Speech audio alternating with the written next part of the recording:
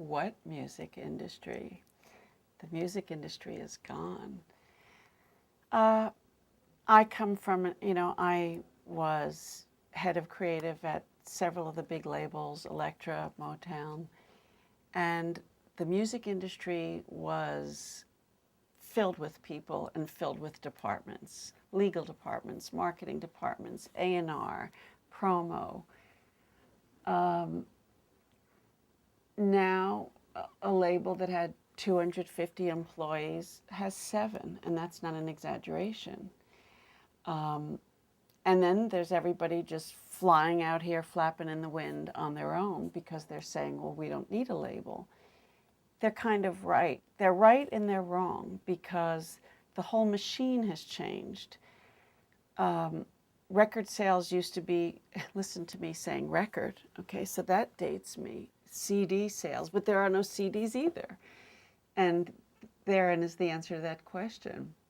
It used to be that something called a phonograph record or a CD, sales were spurred by musicians' tours. So Eric Clapton would go on tour and boom, that record would go up on the charts. There was also something called radio, and that doesn't exist.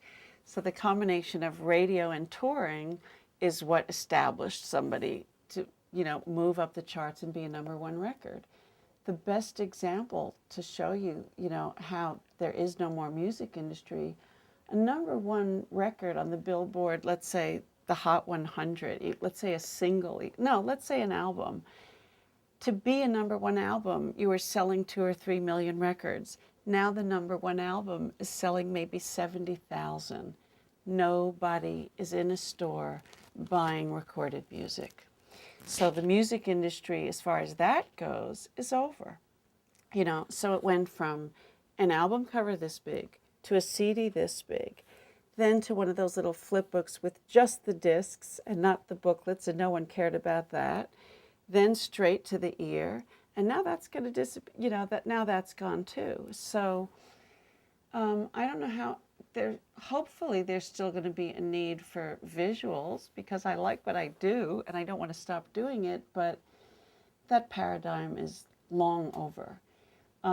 It's the bad news and the good news because they've flattened it, and we'll see if there are new pioneers that are going to rebuild it. We'll see.